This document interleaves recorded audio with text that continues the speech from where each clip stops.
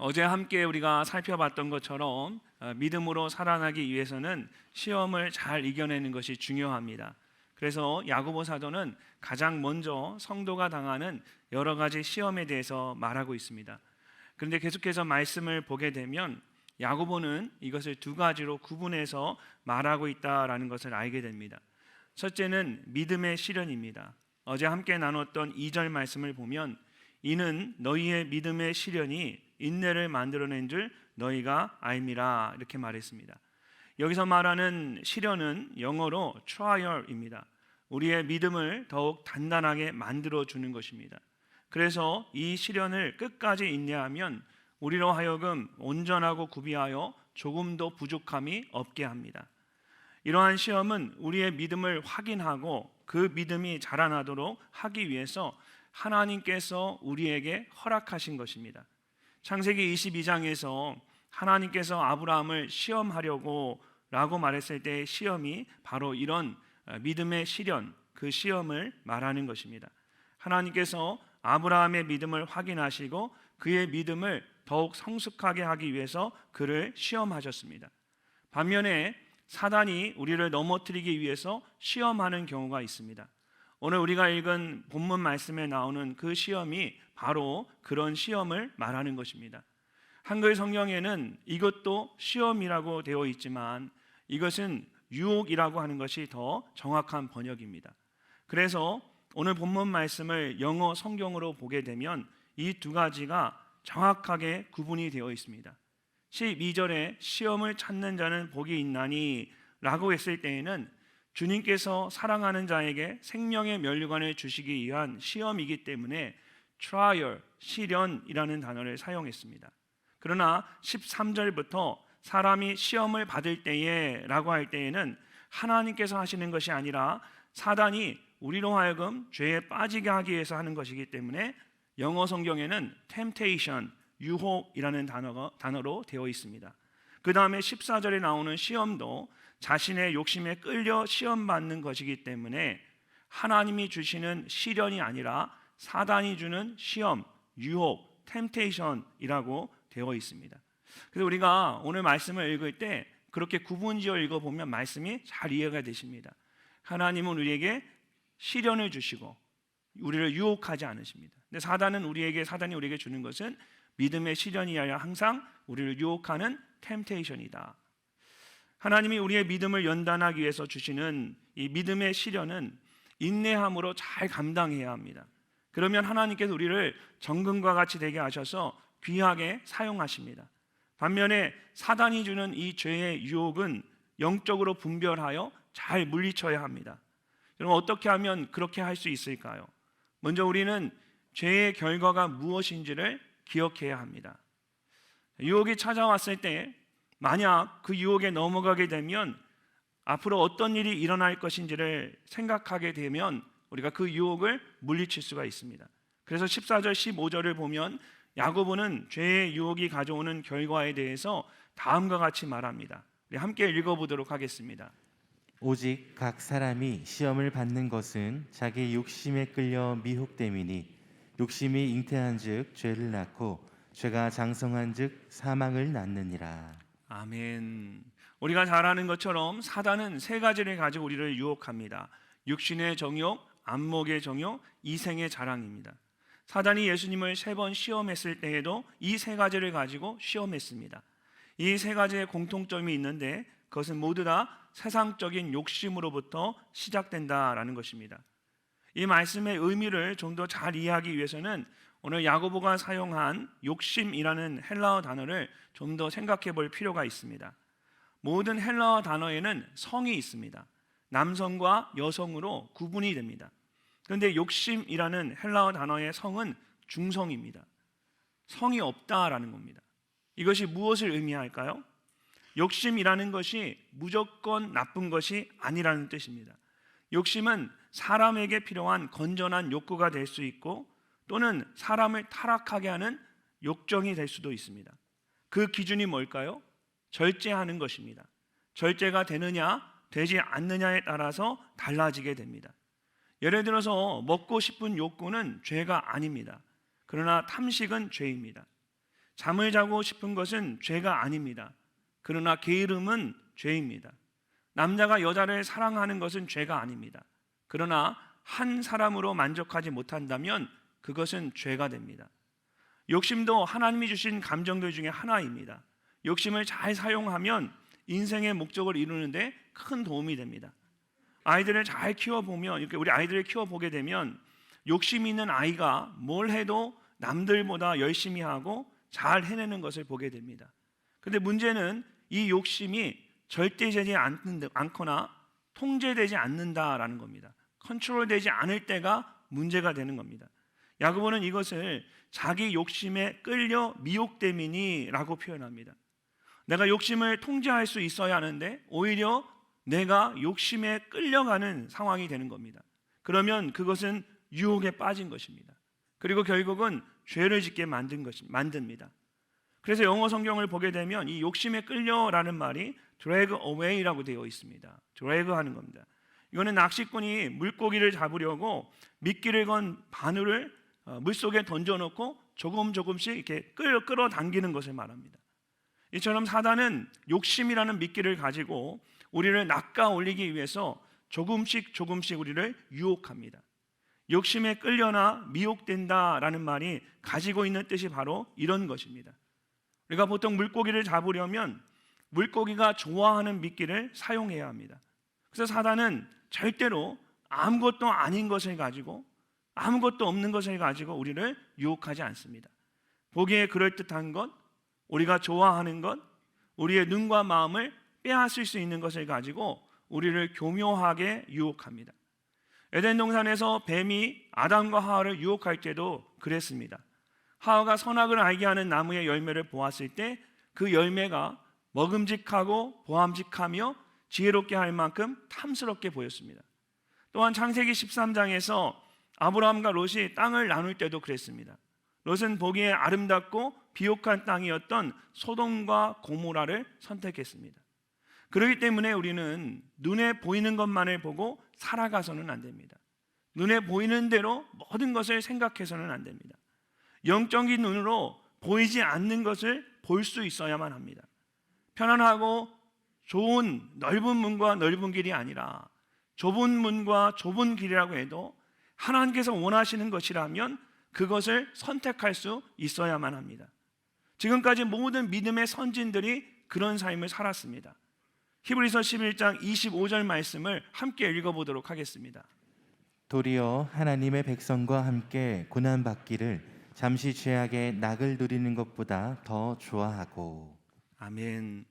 히브리서 기자는 죄악의 낙이라고 말합니다. 이처럼 죄악에는 큰 즐거움이 있습니다.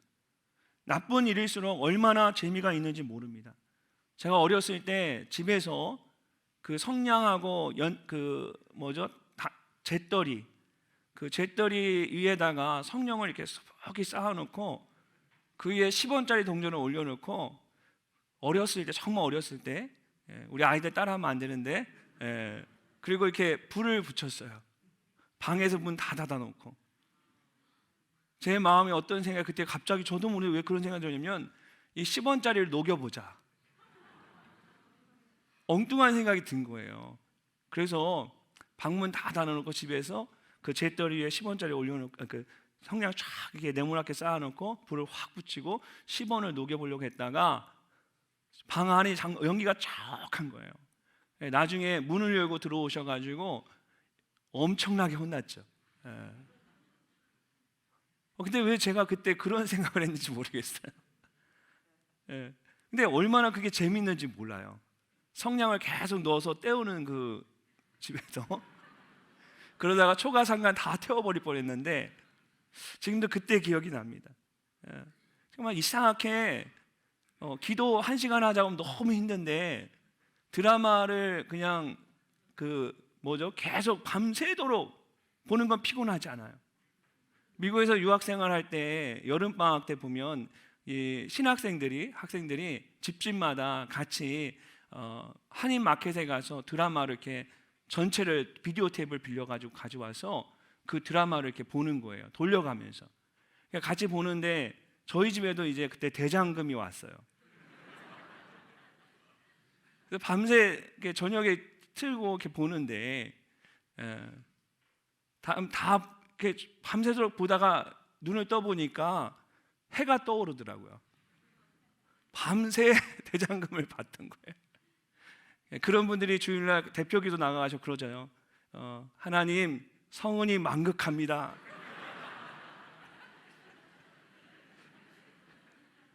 여러분, 나쁜 일은 정말 시간이 가는 줄은 몰라요. 왜 이렇게 재밌는지 모르겠어요, 나쁜 일들이. 근데 여러분, 죄의 낚시라는 그 앞에 있는 그 두 글자에 주목하셔야 돼요. 잠시라는 말을 잊어서는 안 됩니다. 잠시 죄악의 낚시를 누리는 것보다, 욕심에 끌려서 죄를 짓는 그 순간에는 큰 즐거움이 있을지 모르지만 그것은 잠시라는 거예요. 정말 잠깐이라는 거예요. 그 후에는 뭐가 있습니까? 반드시 심판이 있습니다. 그것이 죄의 마지막 결과입니다. 사단은 우리와 하여금 당장 눈앞에 있는 이 죄의 즐거움만을 보게 하고 그 죄가 가져오는 결과는 보지 못하게 합니다. 다윗이 지붕 위를 거닐면서 밧세바를 바라봤을 때에 그가 그 순간 죄의 결과를 생각했을까요? 그랬다면 그런 유혹에 빠지지 않았을 것입니다. 죄의 즐거움만 생각했지 죄의 결과는 생각하지 못했던 것입니다. 15절 말씀을 보면 야고보는 욕심이 잉태한 즉 죄를 낳고 죄가 장성한 즉 사망을 낳는다라고 했습니다. 죄의 결과가 죽음이라는 것을 말하고 있는 것입니다. 바울도 죄의 싹은 사망이라고 했습니다. 욕심은 우리로 하여금 죄를 짓게 합니다. 그리고 결국은 우리의 모든 것을 파괴합니다. 죄의 유혹에 빠지지 않으려면 이처럼 성경이 말씀하시는 죄의 결과가 무엇인지를 분명하게 알아야만 합니다. 그래야만 죄의 유혹을 경계하고 뿌리칠 수가 있습니다. 죄의 결과를 기억함으로 모든 유혹을 이겨내는 여러분이 되시기를 주의 이름으로 축복합니다. 두 번째로 우리는 선하신 하나님을 기억해야 합니다. 사단은 우리를 유혹할 때 우리의 마음속에 하나님에 대한 부정적인 생각을 하게 합니다. 그렇게 되면 나도 모르게 하나님을 의심하고 원망하는 마음이 생깁니다. 그리고 그 순간 사단의 유혹에 걸려들게 되는 것입니다. 뱀이 아담과 하와를 유혹할 때에도 동일한 방법을 사용했습니다. 정말 너희더러 동산 모든 나무의 실과를 먹지 말라 하시더냐라고 속삭이면서 아담과 하와에게 하나님에 대한 부정적인 생각을 하게 했습니다. 동산 모든 나무의 실과를 먹지 말라 하더냐, 하나님을 굉장히 째째한 사람으로 만드는 거예요. 너무한 분으로 만드는 거예요. 근데 하나님께서는 동산 모든 나무의 실과를 먹지 말라고 말씀하신 적이 없었습니다. 모든 나무의 열매를 먹되 동산 중앙에 있는 선악을 알게 하는 나무의 열매는 먹지 말라고 말씀하신 겁니다. 근데 사단은 그 말씀을 아주 살짝 바꿔놓고 마치 하나님께서 모든 나무의 열매를 먹지 못하게 한 것처럼 생각하게 한 겁니다. 야고보 사도는 이런 악한 것이 하나님께로부터 오는 것이 아니라고 말합니다.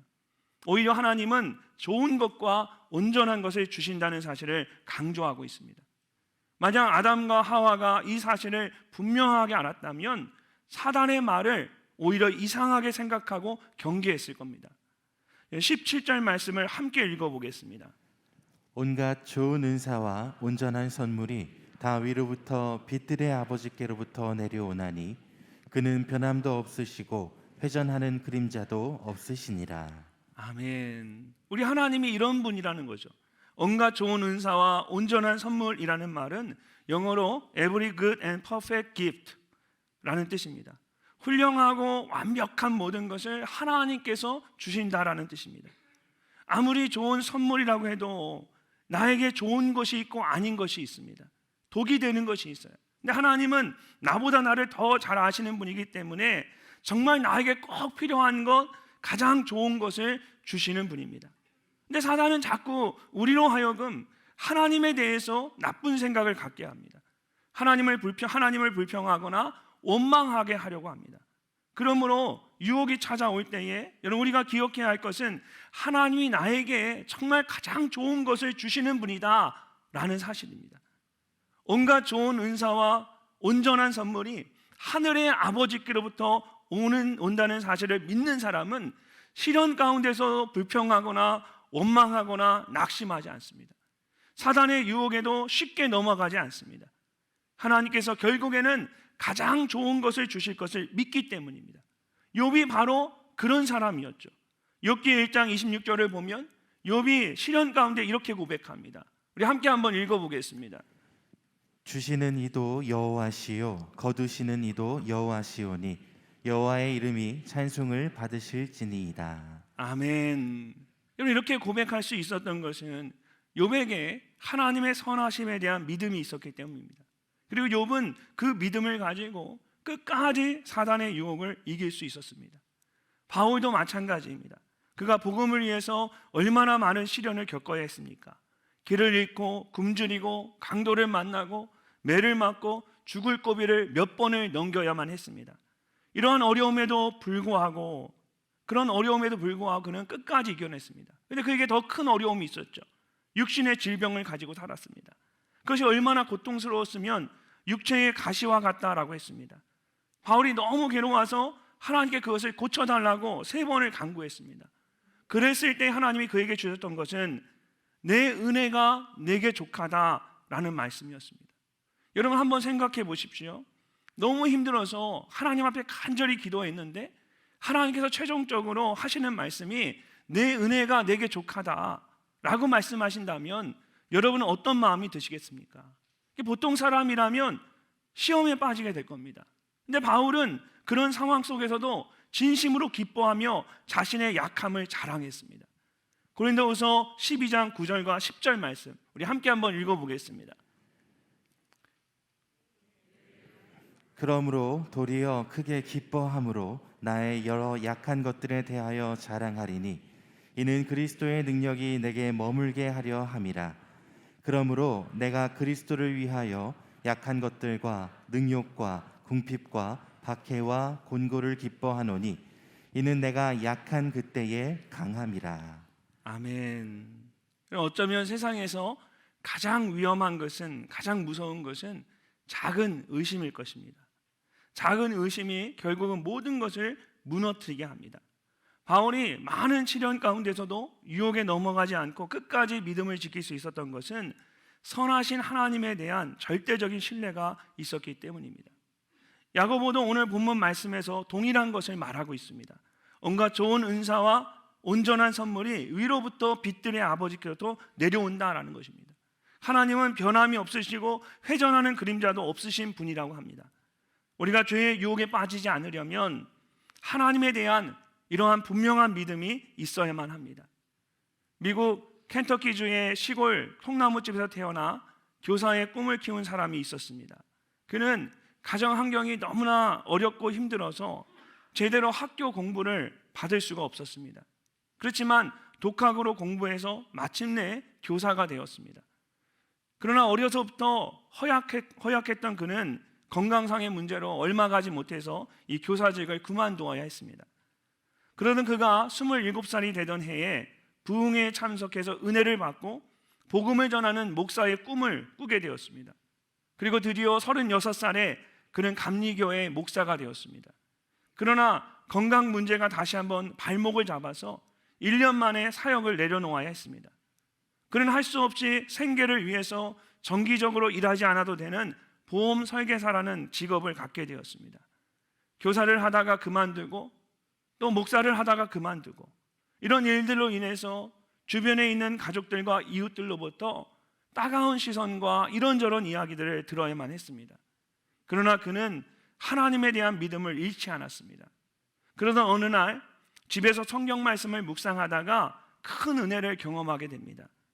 여호와의 인자와 긍휼이 무궁하심으로 우리가 진멸되지 아니함이니이다. 이것들이 아침마다 새로우니 주의 성실하심이 크시도소이다. 비록 건강이 좋지 않아서 교사도 못하고 목사도 못하고 그만두었지만 보험 설계사로 건강을 유지하면서 가족들과 함께 살고 있었습니다. 매주일 강단을 통해서 복음을 전한 것은 아니지만 자신이 만나는 모든 사람들에게 복음을 전하며 하루하루를 살아가고 있었습니다. 그런 이런 모든 것이 신실하신 하나님의 은혜임을 깊이 깨닫게 되었습니다. 그리고 하나님께 감사한 마음으로 펜을 들어서 한 편의 시를 써내려 갑니다. 그것이 토마스 치썸이 지은 찬송가 396장 오 신실하신 주입니다. 오 신실하신 주 내 아버지죠. 늘 함께 계시니 두려움 없네. 그 사랑 변찮고 날 지키시며 어제나 오늘이 한결같네. 오 신실하신 주, 오 신실하신 주, 날마다 자비를 베푸시며 일용할 모든 것 내려주시니 오 신실하신 주, 나의 구주. 우리 한번 1절만 같이 함께 불러볼까요? 오 신실하신 주 내 아버지여 늘 함께 계시니 두려움 없네. 그 사랑 변찮고 날 지키시며 어제나 오늘이 한결같네. 오 신실하신 주, 오 신실하신 주, 오 신실하신 주, 날마다 자비를 베푸시며 일용할 모든 것 내려주시니 오 신실하신 주 나의 구주. 아멘. 성경은 우리에게 이렇게 말씀하십니다. 우리가 알거니와 하나님을 사랑하는 자, 곧 그 뜻대로 부르심을 입은 자들에게는 모든 것이 합력하여 선을 이루느니라. 이 말씀이 정말로 믿어지면 세상에 두려울 것이 아무것도 없습니다. 사단이 아무리 유혹을 해도 흔들리지 않습니다. 하나님께서 결국에는 가장 선한 것을 주실 것을 믿기 때문입니다. 사랑하는 성도 여러분, 하나님은 우리에게 가장 선한 것을 주시는 분입니다. 사단이 여러분의 마음을 유혹하려고 할 때에 여러분 선하신 하나님을 바라보십시오. 가장 좋은 것과 가장 선한 것이 오직 하나님께로부터 옵니다. 하나님은 여러분을 한 번도 실망시킨 적이 없으십니다. 내가 하나님을 의심하고 하나님을 원망한 적은 있어도 하나님은 우리를 한 번도 실망시킨 적이 없으세요. 여러분의 삶을 한번 돌아보세요. 여러분의 인생 가운데 하나님이 얼마나 구체적으로 정확하게 여러분에게 가장 좋은 것으로 여러분의 삶을 축복하셨습니까? 내가 믿음이 부족해서 하나님의 그 뜻을 알지 못해서 잠시 하나님을 원망하고 불평하기는 했지만 그럼에도 불구하고 하나님은 항상 모든 것이 협력하여 선을 이루게 하셨습니다. 선하신 하나님을 기억함으로 모든 죄의 유혹을 이겨내는 여러분이 되시기를 주님의 이름으로 축복합니다. 마지막으로 우리는 내가 하나님의 첫 열매라는 것을 기억해야 합니다. 고린도전서 5장 17절을 보면 그런즉 누구든지 그리스도 예수 안에 있으면 새로운 피조물이라 이전 것은 지나갔으니 보라 새 것이 되었도다 라고 말씀합니다. 예수 그리스도를 구주와 주님으로 받아들이는 그 순간 우리는 이미 새로운 피조물이 되었습니다. 그런데 오늘 말씀을 보면 야고보도 동일한 사실을 이야기합니다. 18절 말씀을 함께 읽어보겠습니다. 그가 그 피조물 중에 우리로 한 첫 열매가 되게 하시려고 자기의 뜻을 따라 진리의 말씀으로 우리를 낳으셨느니라. 아멘. 야고보는 그리스도인들에게 하나님께서 그들의 첫 열매가 되게 하셨다라고 말합니다. 이것이 우리를 향한 하나님의 뜻입니다. 하나님은 우리가 세상의 유혹에 빠지는 자가 아니라 하나님을 위한 첫 열매가 되기를 원하십니다. 첫 열매는 첫 번째로 거두는 열매로 가장 귀한 것을 의미합니다. 야고보서를 읽었던 당시의 그리스도인들은 핍박으로 인해 사방으로 흩어졌던 사람들입니다. 처음으로 예수 믿었던 사람들인데 그들이 사방으로 흩어지게 되었습니다. 온갖 시련 속에 얼마나 힘들었겠습니까? 믿음을 버리라는 핍박과 유혹을 계속해서 받았습니다. 그런 그들에게 하나님께서 여러분을 첫 열매가 되게 하시려고 여러분을 낳으셨습니다 라는 말이 큰 위로가 되었습니다. 그들이 어떻게 하나님의 첫 열매가 되었습니까? 야고보는 진리의 말씀으로 우리를 낳으셨다라고 말합니다. 진리의 말씀이란 복음을 말하는 것입니다. 예수 그리스도의 십자가의 은혜입니다. 하나님께서 예수 그리스도를 통해서 그들을 낳으셨다라는 겁니다. 그들로 하여금 첫 열매가 되게 하셨습니다. 핍박으로 인해 흩어져 어려운 일들을 겪고 유혹을 당하고 있던 그들에게 너희가 어떻게 나았는지를 기억하라는 것입니다. 너희는 하나님께서 예수 그리스도를 십자가에 내어주심으로 너희들을 하나님의 첫 열매로 하나님께 너희들을 낳았다. 얼마나 감격스러운 말입니까? 그들이 그랬던 것처럼 오늘 저와 여러분도 마찬가지입니다. 예수 그리스도를 통해서 하나님께서 저와 여러분을 하나님의 자녀가 되게 하셨고 첫 열매가 되게 하셨습니다. 그렇기 때문에 우리는 하나님의 택하신 족속이요 왕같은 제사장이며 거룩한 나라요 그의 소유된 백성입니다. 이것이 우리의 영적인 정체성이고 자존감입니다. 사단은 우리를 공격할 때에 우리의 이런 영적인 자존감을 가장 먼저 흔들어 놓습니다. 스스로 아무것도 아닌 것처럼 생각하게 만듭니다. 그렇기 때문에 사단이 유혹할 때는 우리는 하나님의 첫 열매라는 우리의 이 영적인 정체성과 자존감을 더욱 분명히 해야 합니다. 링컨보다 100여 년 전에 태어나서 노예 해방을 위해 일한 존 울먼이라는 사람이 있습니다. 그는 노예제도가 성경과 배치된다고 믿었기 때문에 이 노예제도를 응호하는 사람들과 맞서서 목숨을 걸고 싸웠습니다. 그가 그 일에 헌신하게 된 데는 한 가지 사연이 있었습니다. 어느 날 그가 병에 걸려서 병원에 누워 있었습니다. 그때 그는 한 환상을 보게 됩니다. 갑자기 부드러운 음악이 들리고 천사들이 나타나 큰 소리로 외치며 말하는 겁니다. 울먼은 죽었다. 존 울먼은 죽었다. 울먼이 깜짝 놀랐습니다. 내가 죽다니? 나는 살아있는데? 그자 천사들이 성경 말씀을 읽어주었습니다. 내가 그리스도와 함께 십자가에 못 박혔나니 그런즉 이제는 내가 사는 것이 아니요 오직 내 안에 그리스도께서 사시는 것이라. 울먼은 그 순간 자기가 그리스도와 함께 죽었고 그리스도 안에서 다시 살아났다라는 사실을 진심으로 깨닫게 되었습니다. 그러니까 더 이상 두려울 것이 없는 겁니다. 이미 그리스도와 함께 죽었는데 무엇이 두렵겠습니까? 그때부터 그는 용기를 내서 노예 해방을 위해서 싸우기 시작했습니다.